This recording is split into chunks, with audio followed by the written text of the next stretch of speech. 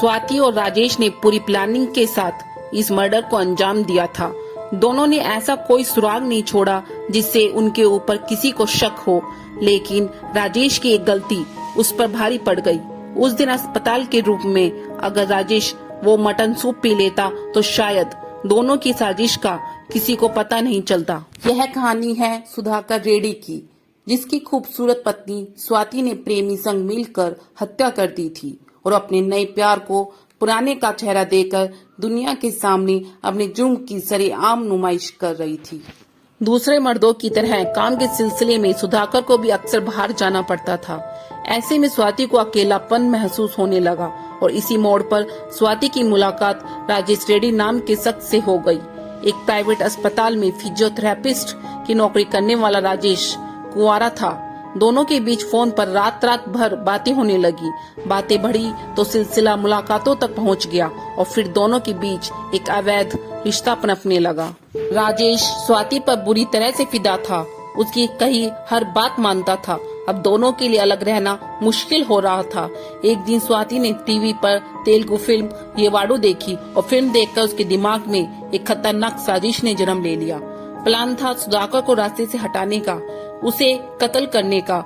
एक दिन जब सुधाकर गहरी नींद में था तो स्वाति और राजेश ने उसे एंथीसिया का इंजेक्शन लगा दिया। सुधाकर बेहोश हो गया। अब स्वाति और राजेश ने तकिए से सुधाकर का मुंह दबाकर उसे मार डाला।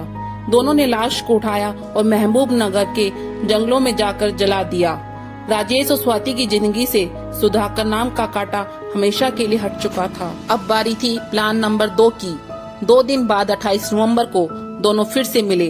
प्लान के मुताबिक स्वाति ने राजेश के चेहरे को तेजाब से जला दिया। राजेश ने भी खुशी खुशी अपने चेहरे पर तेजाब डलवा लिया। प्लानिंग इतनी मजबूत थी कि कब, क्या और कैसे करना है ये सब कुछ पहले से तय था। कहाँ पर इलाज कराना है, कितना खर्च आएगा, सारी जानकारी पहले से जुटा ली गई थी। राजेश का चेहरा तेजाब से जलाने के बाद स्वाति ने सुधाकर के घर वालों को फोन किया। उसने उन्हें बताया कि किसी ने सुधाकर पर तेजाब फेंक दिया है और उसे लेकर अस्पताल जा रही है। सुधाकर के माता पिता और रिश्तेदार अस्पताल पहुंच गए। सुधाकर के पिता ने डॉक्टर से कहा कि चाहे जितने पैसे लगे उनके बेटे की जान बचनी चाहिए, लेकिन उन्हें क्या पता था जिसे वो अपना बेटा सुधाकर समझ रहे हैं वो कोई और है। सुधाकर बनकर अस्पताल के बेड पर लेटे राजेश की प्लास्टिक सर्जरी हुई। हालत भी पहले से काफी ठीक हो गई। रिश्तेदार हालचाल लेने के लिए आने लगे, लेकिन इसी बीच उसकी कुछ हरकतों ने उनके मन में एक शक डाल दिया। अपने ही रिश्तेदारों को वो पहचान नहीं पाता था। स्वाति हमेशा उसके साथ रहती थी, लेकिन उसे ना तो पुरानी बातें याद आती और ना ही लोग। ऐसा होता भी कैसे, क्योंकि वो तो सुधाकर था ही नहीं। ऐसे में स्वाति और राजेश ने एक और चाल चली। अब स्वाति और राजेश ने याददाश्त पर असर पड़ने का नाटक करना भी शुरू कर दिया। इसके बावजूद सुधाकर के माता पिता का शक बढ़ रहा था। दोनों को लगने लगा था कि ये उनका बेटा नहीं है, लेकिन दिल मानने को तैयार नहीं था। और फिर वही हुआ जो हमने आपको इस खबर की शुरुआती लाइन में बताया। राजेश ने आखिरकार वो सुराग छोड़ ही दिया, जिससे उन दोनों की इस खतरनाक प्लानिंग पर पानी फिर गया। एक दिन राजेश को अस्पताल की तरफ से पीने के लिए मटन सूप दिया गया। राजेश ने सूप पीने से इनकार कर दिया। उसने कहा कि वो तो शाकाहारी है। शायद स्वाति अपनी पूरी प्लानिंग में राजेश को ये बताना भूल गई थी कि सुधाकर मांसाहारी था। उस वक्त अस्पताल के उस कमरे में सुधाकर का एक रिश्तेदार बैठा था। उसने पूरी बात सुधाकर के पिता को जाकर बताई। अब कुछ रिश्तेदार और सुधाकर के माता पिता एक साथ राजेश से मिलने अस्पताल पहुँचे। उन्होंने राजेश से सुधाकर की वो बातें पूछी जो बेहद निजी थी। इन बातों के बारे में या तो सुधाकर को पता था या फिर उसके रिश्तेदारों और उसकी पत्नी स्वाति को। राजेश ने हर बात का गोलमाल जवाब दिया।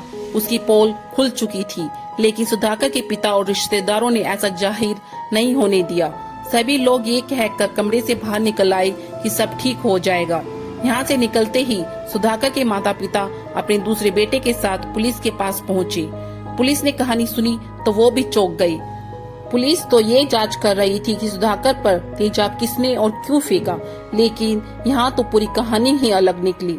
पुलिस ने अब बहाने से राजेश के फिंगरप्रिंट लिए। इसके बाद आधार कार्ड सिस्टम से पता लगाने में देर नहीं लगी कि ये फिंगरप्रिंट राजेश रेड्डी की है। इसके बाद पुलिस ने उस जगह की जांच की जहां सुधाकर पर तेजाब फेंकने की बात कही गई थी। वहां लगे एक सीसीटीवी में 28 नवंबर की घटना रिकॉर्ड हो गई थी।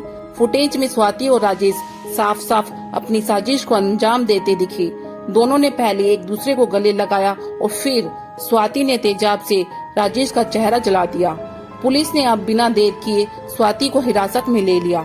सख्ती से पूछताछ हुई तो स्वाति टूट गई और पूरी कहानी पुलिस के सामने उगल दी।